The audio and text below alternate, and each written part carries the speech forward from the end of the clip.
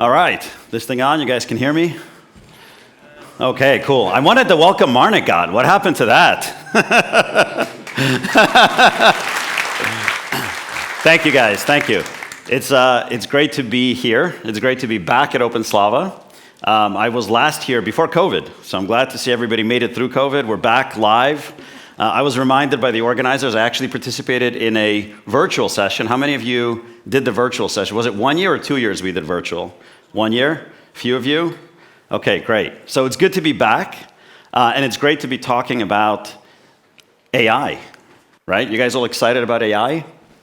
I'll give you a little bit of an intro. So I've been at Accenture now for 25 years. I just realized, I just had my 25-year anniversary this summer at Accenture. I just realized that I've spent more of my life at Accenture than not at Accenture, which was, eye-opening. I spent more time here than I did anything else in my life. So, and now I have the pleasure of running our tech consulting business, and AI is amongst the things we advise our clients on, right, and help them get value from AI technologies. So that's me. I'm based in New York, so I'm glad Marnik energized us a little bit because I needed that. It's like 3 a.m. for me. So if I start falling asleep through my 30 minutes, you guys can throw something at me on the stage. So AI, how many of you guys and gals have used, personally or been working with AI technologies before ChatGPT came out 2 years ago? Okay? Maybe 5–10% of the room.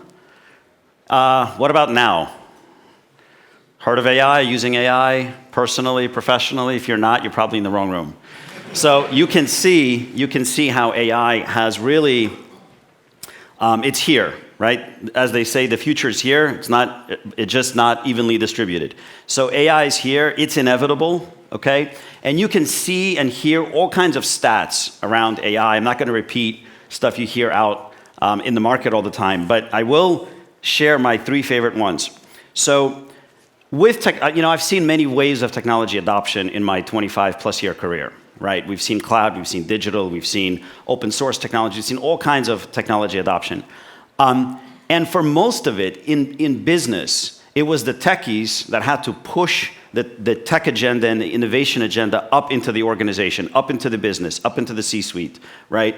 That's what we did. It was kind of like, for most of my career, I felt like I was trying to get my grandmother to use the iPhone, right? It was like trying to get everybody who's non-technology to adopt some of these cool, innovative, transformative technologies.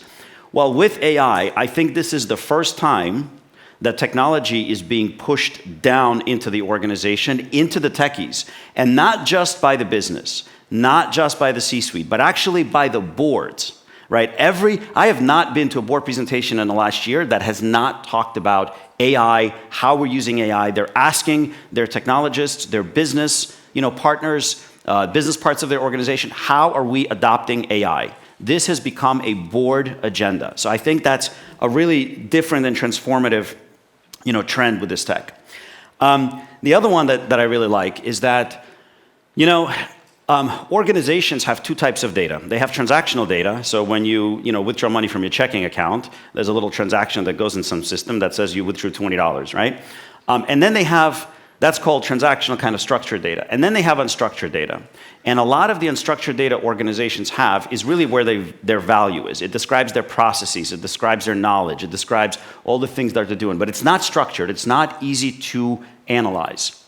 Well, that unstructured data, less than 1% of it is analyzed today. Less than 1% of that data is analyzed today. This is what AI can transform. AI is really, really good at analyzing data that's not structured. So this will be transformative. Organizations, businesses are sitting, we as a society are sitting on a goldmine of data that's about to become unraveled. Okay? That's the second one I really like. And then the other thing that I think about is, everybody's used ChatGPT. Everybody knows how exciting and cool it is and how it can talk to you and sound like a real human being. These language models that are behind things like ChatGPT, they're obviously trained on text, right? And they're trained actually on a lot of the published text that the world has, created over centuries, right? So it's seen a lot of this text, it's trained on this text, that's how it's able to respond to you in a very human-like way. But at the end of the day, most language models today are only trained on text. We're starting to explore video, right? You've seen the Sora. Anybody played around with Sora recently? The video language model that came out. It's really cool, really exciting. That's looking at video. Imagine all the other data that's around us. Imagine all the sensory data, from buildings like this. Imagine all the environmental data. Imagine not just video, but what actually is going on around us. Imagine audio data, right? Once you think about all of that information that we can train models on and create, world models, video models, audio models, you're talking about 90% of data that has not yet been used in training these models. Okay? So AI is super transformative. And by the way, as I go through this presentation, I'm going to tell you some conflicting things, right? You might hear me be really excited about AI and talk about how AI is not working. And that's just a reflection of the reality of where the world is, right? So we're at a very interesting time in this technology, and there's some conflicting things going on. So you'll hear that throughout the presentation. But these are reasons that, AI is here, it is transformative, and it is going to really disrupt, everything that we do. Now, having said that, it is entering a pretty complex landscape, okay? So you've probably heard Satya Nadella, Microsoft CEO, talk about software is going to be done, right? We're not going to have software anymore. Everything is going to be agents, right? Everything is going to be agentic. Maybe that's the case. Maybe that's not the case. It is certainly entering the world of software, right? AI is certainly entering what organizations, businesses, governments, does with software. So it's here, but it is entering a very complex, increasingly sort of diverse landscape, right? When I think about, I started my career, like I said, 25 years ago, and one of the first things I've done at Accenture is I built a custody settlement system, right? And that custody settlement system helped settle trades. So when you go and buy some stock, you buy Accenture stock, right? Money has to move. Stock has to move. There's multiple banks involved. There's multiple parties involved. There's the exchange involved. It's a complicated process. Well, 25 years ago, when you did that and clicked a button to buy some stock, that transaction probably started and ended in the same system. It was a large, complex, monolithic, probably mainframe, application that ran that entire transaction, right? Or you can think about your phone bill, right? When the phone company issues your phone bill, 25 years ago, that all happened in one system, one transaction. If you look at systems today, what we've done over the past 3 decades, is we've modularized technology. We've created microservices. We've created modern, smaller, far less complex technologies than old legacy monolithic systems. But we created many more of them. There are hundreds and thousands of applications that organizations manage today that are all very diverse in terms of their technology stack, that are deployed on a wide array of, federated deployment environments. Think about clouds. Think about stuff, they might have in their data center. Think about things on edge. Think about consuming software as a service, right? So you've got a very, very complicated landscape, right?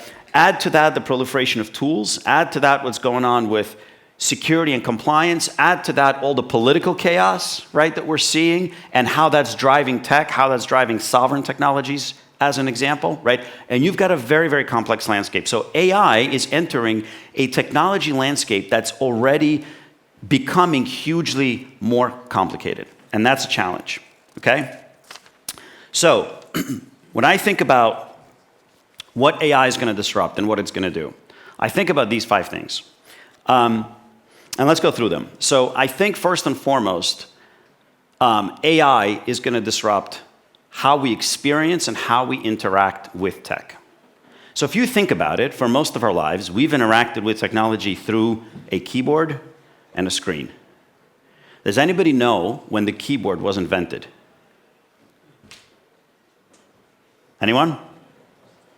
1870, 150 years ago.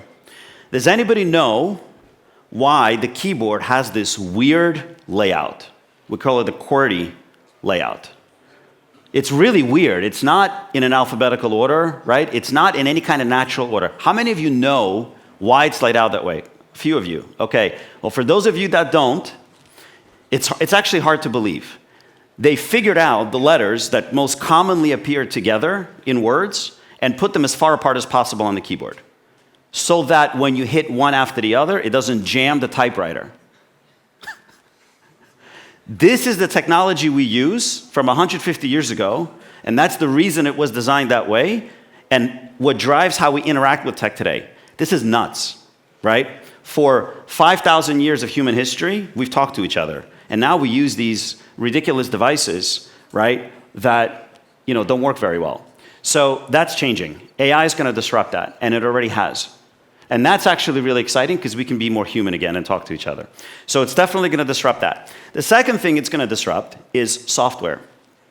What do I mean by that? I don't just mean what software looks like, but how we use software. So for those of you guys that show up to work every morning and work in front of a computer, what's the first thing you do when you show up to work? You drink coffee, okay? After you have your coffee, what's the next first thing you do? You check your email or you check your calendar. And you're essentially going to your email and you're saying, what do I need to do today? Hey, Microsoft Outlook. Hey, Google Gmail. Tell me what I need to do today. We are driven by our technology. What we do every day is driven by the tools that we use. We need to invert that control. We need to go to our technology and say, my intent today is to figure out, how AI works, right? And technology and tools should help us with our intention, not drive what our intention is, okay? And this is what AI and Agentic has the power to do. So we're going to talk about that more in a second. It's going to disrupt data, right? We've spent, for a good part of my 25-year career at Accenture, I've spent a lot of time helping clients figure out how to clean data. Everybody wanted to clean their data, right? Launder and wash their data because it was so dirty. And I haven't met a client yet that's been successful at cleaning all their data. It's a mess everywhere. Who's seen data and is responsible for data and thinks their data's a mess? There you go, right? So we have been trying to clean data for decades, okay? We no longer need to do that. AI is actually really good at analyzing and figuring out dirty data. So great news, we don't have to get clean. It's going to disrupt the software delivery lifecycle, right? You've heard a lot about this. We're all worried about job losses. We'll talk about that in a second. I don't think anyone's losing their job. But it is going to disrupt how we deliver technology in the software delivery lifecycle. And lastly, it is going to disrupt companies' barriers to entry.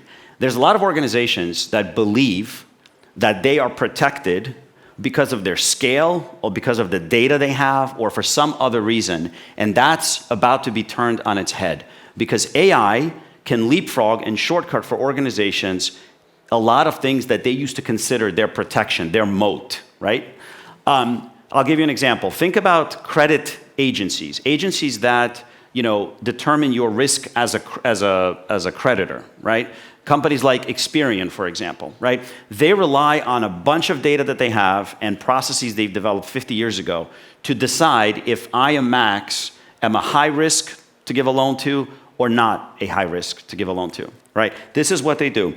And if you think about it, there is now an ability to actually determine risk without any of that data with real-time information that's much more effective. Think about your spend behavior that can be analyzed in real time. Think about how money gets deposited into your account and transactions that you drive. Think about social information, right, that organizations can use. There's an emerging set of startups, a company called Nova Credit, Zest AI, and others that are actually using real-time data to compete with and probably in many cases provide a better assessment of risk than traditional organizations, right? Like for instance, do you know that one of the key factors credit agencies use to determine your risk level is whether you're married or not? Because they believe that if you're married, you are more responsible and will pay your bills better. Maybe that's statistically true, but it doesn't say anything about you individually, right? So they are not actually assessing your risk. They're assessing how you compare to some pool of people and statistical information that they believe. This can be disrupted by AI, okay? So you're going to see business models disrupted, how we interact with tech, software. There's a lot of things AI is going to disrupt for us. I told you I'm going to give you some contradictory information, and I will. Failure is not just an option, it's actually what most organizations are seeing today with AI. And there's a lot of interesting data to support this. First of all, I personally see a lot of organizations building tech for tech. Okay? 15% of all NVIDIA chips that are going to be produced in the next 5 years have been committed to be purchased by Saudi Arabia. Think about that.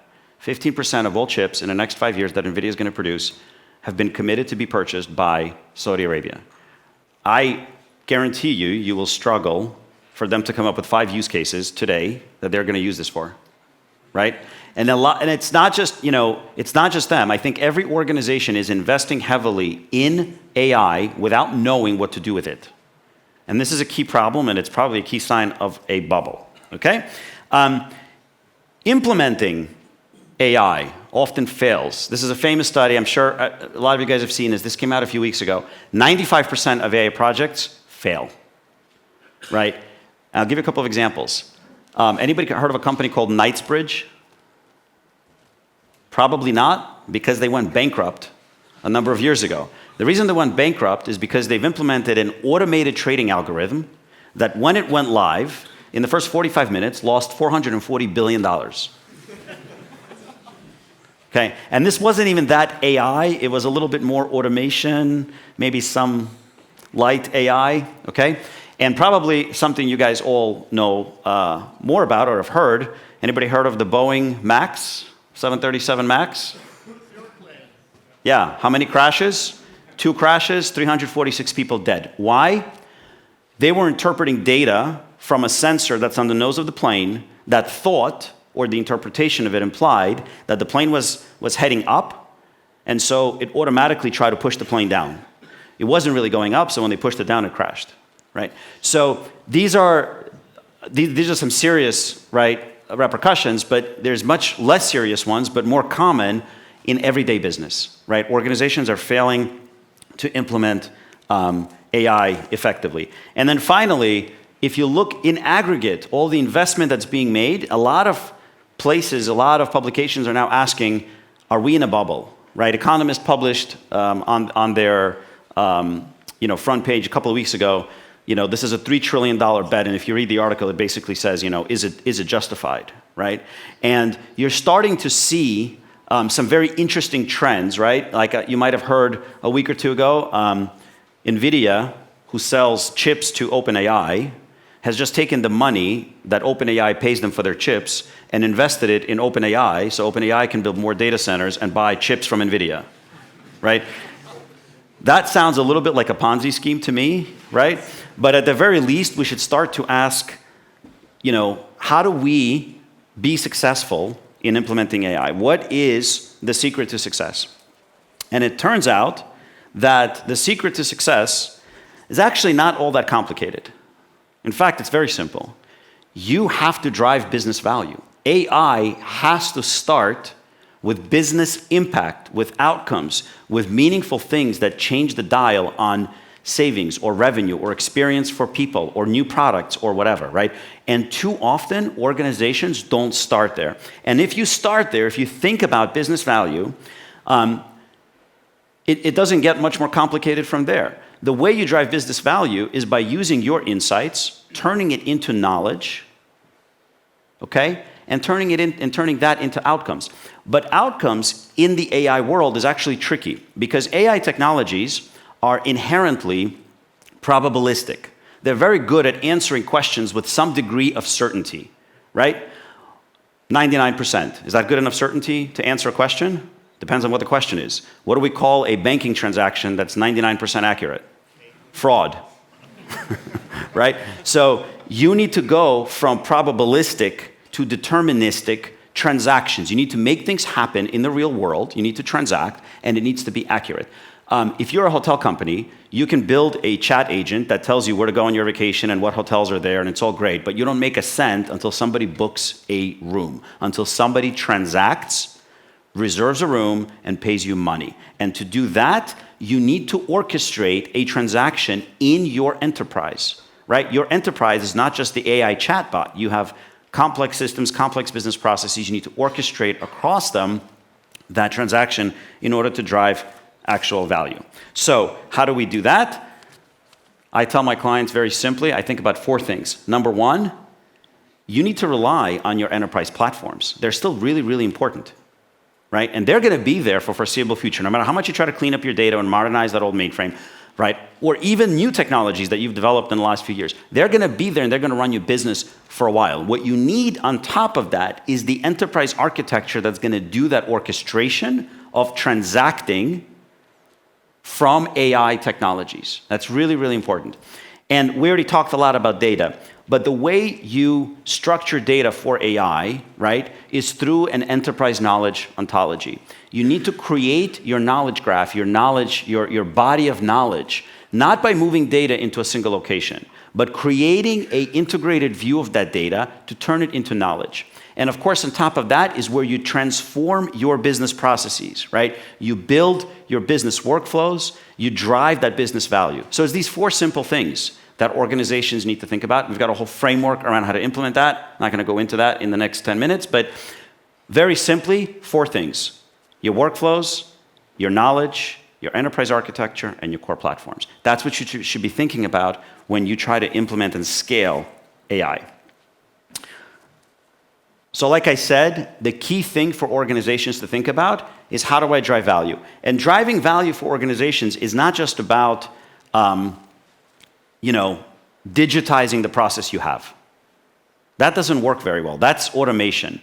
You can fundamentally reimagine what you do with AI. And this is a chart that shows by industry. I know you can't read all of that, but it just shows you by industry how many business processes are susceptible for either complete automation or augmentation with AI technologies.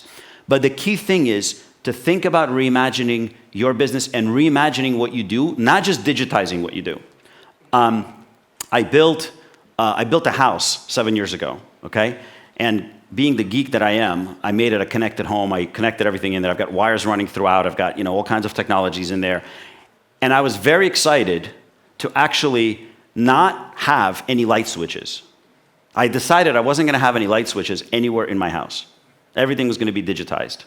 So when I finished, I was super proud. I brought my wife in, and I said, honey, look, we don't have any light switches. The walls are beautiful, they're clean, there's no light switches. And she says, how do I turn on the light? I said, well, I'm glad you asked. Because what you do is you pull out your phone, you log into your phone, you find the right app, then you find the right light, then you click this button and the light goes on. And she looks at me and says, sure, that's a lot easier than doing this. Right? So digitizing a process is not transformative. Now, since then, I've actually added some innovation to my home, and now when I pull into my driveway, my front porch light goes on. When I open my lock, the lights on my first floor come on. So transforming how you do things, not just digitizing how you do them, is really important, and I think the key to success. And there's a lot of great examples of organizations doing this, right? So I'll give you a couple. In the telco space, I think these are one of the early adopters of AI, actually. It's very interesting that telcos are doing this because if you think about it, they sort of have the infrastructure to deliver tech to edge, to users, to data centers and things like that. And so they're being tapped by governments. And in many countries, especially in Middle Eastern countries, a lot of the telcos are pseudo-private public organizations. They're being tapped to build sovereign clouds, build sovereign data centers, right? And so they're experimenting with this, and they're doing things like bringing autonomy into network resiliency, right? Predicting dropped calls and fixing them and driving greater network resiliency before it happens. They're also being disrupted because if you think about network connectivity and what AI is doing to network connectivity, it's dramatically changing how we interact with networks. So telco networks are typically geared and designed for 80% down traffic and 20% up traffic, right? Because most of the things you do is downloading data. You upload infrequently. But that's being changed by AI, right? With all the video feeds and all the stuff that like smart cities are doing, for example, they're actually switching to 80-20 the other way, 80% upload, 20% download. And telcos are, are figuring out how to deal with that. Financial services, I already mentioned, at least one example, but there's others in the financial services space that are, that are adopting AI. I think the biggest use case I've seen in adopting AI in financial services is modernization of legacy systems, right? We're actually using AI to reverse engineer and then forward engineer, from old legacy technologies to modern new ones. So this has tremendous opportunity, but you've got to do it right, and you've got to think about, what is that business value that you're going to drive in whatever industry, whatever company you're in. And then another interesting thing in financial services is they're starting to use AI to deal with compliance and regulation, right? Citibank last year, in 2024, Citibank paid $135 million fine to the SEC, which is the regulatory body in the US, for not being able to reconcile transactions. No two systems in Citibank would give you the same account information for the same account at the same time. And SEC fined them $135 million. They're using AI to start to reconcile and deal with some of those issues. Okay, let's talk about the last topic, which is on everybody's mind. What's the impact of all this to the workforce? I am not all about doom and gloom, right? You hear a lot about, oh my God, AI is going to develop consciousness, it's going to take over our world. I actually don't think so. And I don't think so for a couple of reasons, at least as AI sits today. We can debate whether it's going to develop consciousness and develop intent. I don't know. That's a philosophical question. I'm not a philosopher, but fundamentally, AI can generate Java code better than I can write it, but it cannot decide to want to generate Java code, at least not yet. Whether it develops that intent through consciousness, that's a philosophical conversation. But as it stands today, I think there's at least 3 reasons why AI is actually going to increase demand on the overall technology workforce. And I say that because of the next slide I'm going to present. But when you think about the overall technology labor force, I actually think demand is going to increase. And here's why. First and foremost, code generation by Gen AI is no different than assembly language generation by a compiler whom you instruct in C. It is fundamentally just another layer of abstraction. You can argue it's more intuitive, you can argue it's more simple, you can argue it's more natural, but you cannot argue that you need to properly prompt it and instruct it to get what you need, which is no different than speaking in the language of C++ or C to a compiler to generate assembly code. The transformation when we went from writing assembly code to writing procedural code is estimated to have provided a 20x productivity gain. That hasn't eliminated jobs. Why not? We actually just simply found more things we can program, right? Think about 20 years ago. How many things in your pocket were programmable? I've got a watch, a ring, a phone, just on me right now that's programmable. Think about all the things in this building. Think about all the temperature controls, thermostat controls. If you have an electric car, 3,000 silicon chips in that car today. 3,000 silicon chips. I was just reading the other day that someone's trying to come up with a programmable smart contact lens. Right? It's just crazy. And we're going to keep coming up with more and more things to program. It's going to explode. And finally, how many of you guys are software engineers? Studies show that you only spend between 10 and 30% of your time writing code. 10 to 30% of your time. And the rest of your time goes into collaboration, goes into analysis, which sure, AI technologies can also help with, but when we talk about the ability to generate code with 50% more efficiency, we're talking about 50% of maybe 20% of your effort, okay? So I think overall, because of all these reasons, we're actually going to see a higher demand on the labor force. But how we work and the roles we have is going to change dramatically, right? We've gotten really good at isolating tasks and building teams around task isolation. That is going to be disrupted.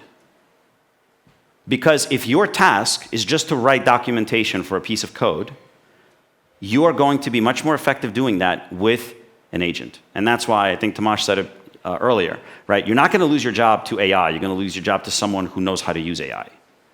Okay? So this is really important. The way we're going to work is going to change. We are fundamentally human beings. We have evolved to be agile and to do many complex things, not to be specialized. Anybody know who Robert Heinlein is? Famous sci-fi writer? Okay, this is his quote. I love this quote. I'm going to read this to you guys. A human being should be able to change a diaper, plan an invasion, butcher a hog, con a ship, design a building, write a sonnet, balance accounts, build a wall, set a bone, comfort the dying, take orders, give orders, cooperate, act alone, solve equations, analyze a new problem, pitch manure, program a computer, cook a tasty meal, fight efficiency, and die gallantly. Specialization is for insects. It's what bees and ants do. We are good at being dynamic, at being agile, at not being specialized. And we can now be more human again. Agents will help us do those highly specialized tasks that we're not all that good with to begin with. So we're going to see organizations adopt this. We're going to change from leaders setting strategy to leaders orchestrating. We're going to change from managers managing people to managing outcomes. And we're going to change from employees executing processes to greater autonomy. Okay? So if I was to leave you with one thought on this, it is to be more human. Be agile. Be curious. Learn about these technologies. Adopt them in how you work. And then the future is yours to reinvent. Thank you, guys. Thank you. Give it up for Max.